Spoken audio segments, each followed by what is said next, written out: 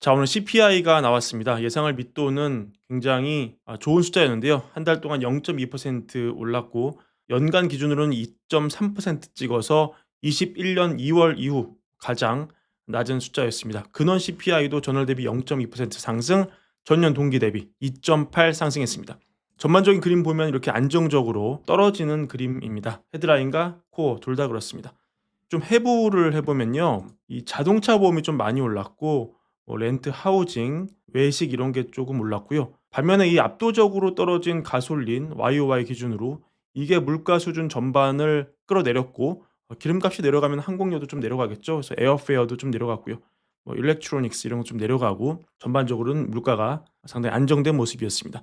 트럼프 대통령이 대선 후보 시절부터 줄기차게 부르짖었던 것이 에너지 비용의 하락이 미국의 물가를 낮출 것이다. 이런 주장이었기 때문에 여튼 지금까지만 보면 그 얘기가 먹혀 들어간 셈이 되고 있습니다. 자, 이번 낮은 CPI를 본 트럼프가 또 한마디 안 할 수 없겠죠. 당연하게도 파월에 대한 비판 메시지 나왔습니다. 인플레이션이 없다. 휘발유, 에너지, 식료품 그리고 사실상 모든 것의 가격이 하락했다. 유럽과 중국처럼 연준도 금리를 내려야 한다. 너무 늦은 파월. 대체 뭐가 문제냐? 이제 꽃을 피울 준비가 된 미국의 불공정하다. 그냥 흐름대로 돌아. 아주 아름다운 일이 벌어질 것이다. 이렇게 얘기하면서 기존의 비판을 반복했습니다. 하지만 이거에 대해서 많은 파월에게 일방적으로 좀 책임을 묻기는 그런 게 이미 채권 시장이 이번 낮은 CPI를 보고도 크게 반응을 하고 있지 않습니다. 실제로 이날 2년물 금리 보시면은 오히려 물가는 예상을 하회했지만 좀 상승한 그런 모습이었고요. 페드와치의 전망을 봐도 지금 얼마 전 관세 공포가 커져서 경기 침체 공포가 커지니까 금리나 많게는 올해 4번까지도 찍힌 적이 있었는데 지금은 많이 줄어서 2번으로 찍어 놓은 그런 상황입니다. 왜 이렇게 관세 공포가 컸는데 지금 물가가 예상 밑으로 나오냐? 여기에 대해서 해석은 크게 의견이 엇갈리는데요. 일단 트럼프에 대해서 좀 비관적으로 보는 견해는 민주당 지지하시는 분들이 이런 생각을 많이 하죠. 4월까지는 관세 효과가 제대로 반영이 안 되었을 수 있고 5월은 되어봐야 진짜 효과를 알 수 있다. 이렇게 주장하시는 분이 많고 또 이코노미스트 일부는 당파성과 무관하게 이렇게 보는 견해도 있습니다. 실제로 지금 보시면은 노무라 이코노미스트 아이치 아메미야 이분은 이렇게 얘기를 합니다. 4월 CPI는 아직 관세 영향이 나타나지 않았고 하지만 5월부터 높은 관세가 근원 CPI의 상승 압력을 가할 가능성이 있다. 다만 소비 수요 약화와 재고 축소로 인플레이션 압력이 다소 완화될 수도 있다. 이렇게 중립적인 분석을 하기도 하는데요. 반면에 트럼프의 좀 친화적인 일부 칼럼니스트들은 이때가 기회다 이러면서 이 관세가 물가를 올릴 거란 견해에 대해서 매섭게 비판을 하는 모습도 볼 수가 있었습니다. 이분의 글을 한번 가져와 봤는데 브라이언 차이라는 보수 성향 칼럼니스트가 쓴 글인데 굉장히 세게 썼습니다. 참고하시라고 하나 가져와 봤는데 이런 내용입니다.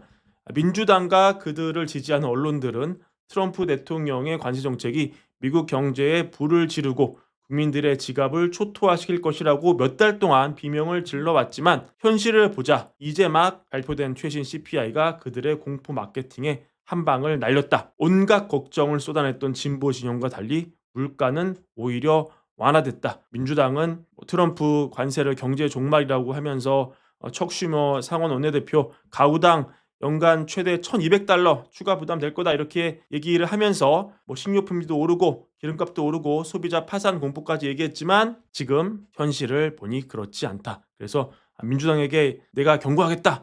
더 이상 낡은 대본에 기대지 마라. 이번 CPI 발표는 단순한 숫자가 아니라 기득권층의 공포 마케팅에 대한 정면 반박이다. 민주당의 내러티브는 산산조각 났고 팝콘을 준비해라. 이렇게 그랬습니다.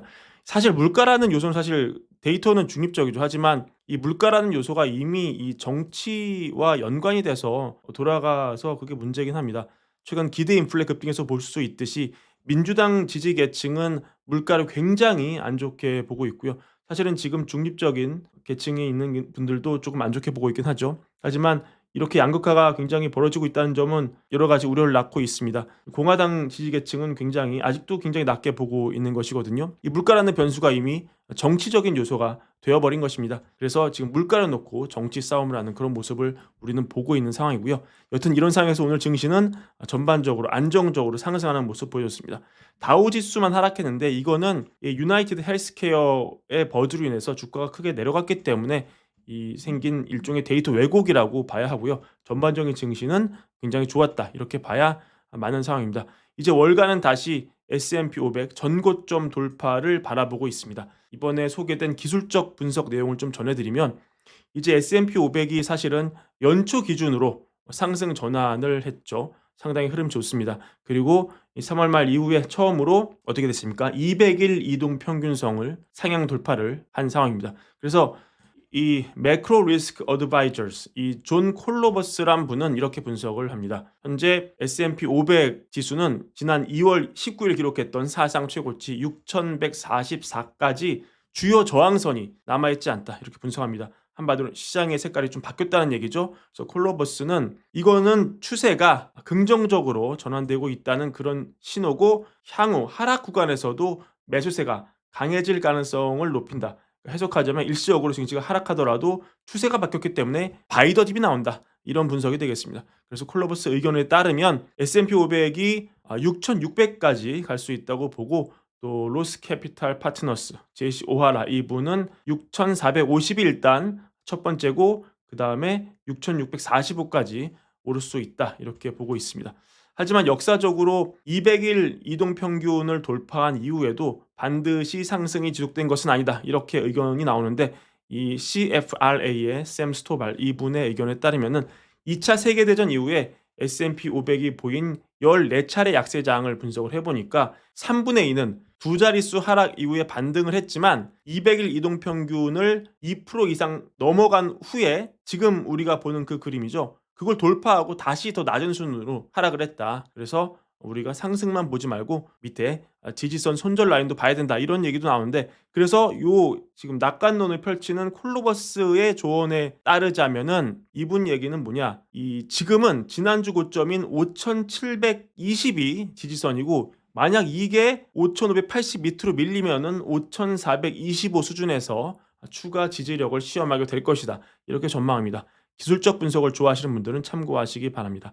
그 외에 지금 골드만삭스도 최근에 뷰를 바꿨습니다. 향후 3개월 동안 S&P 500 지수가 5,900에 이를 것으로 그렇게 보고 있는데 사실은 지금이 거의 다 왔기 때문에 단기 상승 여력은 조금 높지 않다고 보는 것 같고요. 하지만 12개월 기준으로 보면 6,500으로 상향을 하면서 종전 예상치인 6,200에서 크게 올렸습니다. 야덴 리서치 연말 전망치를 6,500으로 다시 올렸습니다. 기존에 많이 내려서 6,000까지 내렸는데 다시 상승을 시킨 것입니다. 자, 오늘 이 뉴스와 이 소식을 빠뜨릴 수 없을 것 같은데 트럼프 대통령 사우디 가서 상당한 선물을 받아왔습니다. 6천억 달러 투자 약속을 받았고 협정 맺었는데요. 이 중에 1,420억 달러 규모 미국 이 방산 물자 구입이 포함이 되어 있습니다. 근데 오늘 장을 보시면은 대표적인 방산 업체라고 볼 수 있는 로키드 마틴, 제너럴 다이내믹스 이 회사들이 주가가 좀 떨어졌어요.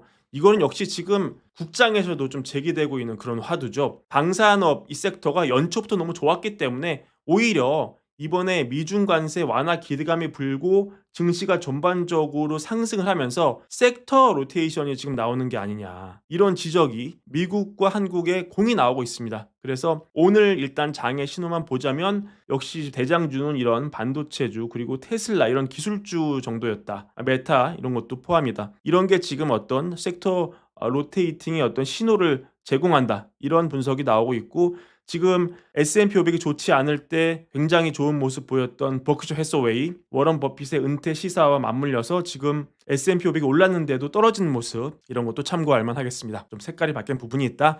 이런 좀 얻어가시면 좋겠습니다. 자, 그리고 여러분들이 많이 또 관심 가져주신 저희 월가을부 텔레그램 지금 구독자 수 많이 늘고 있는데요. 조금 더 많은 관심 부탁드리고 저희 월가을부 유튜브 채널도 구독과 좋아요 많은 사랑도 부탁드립니다. 감사합니다.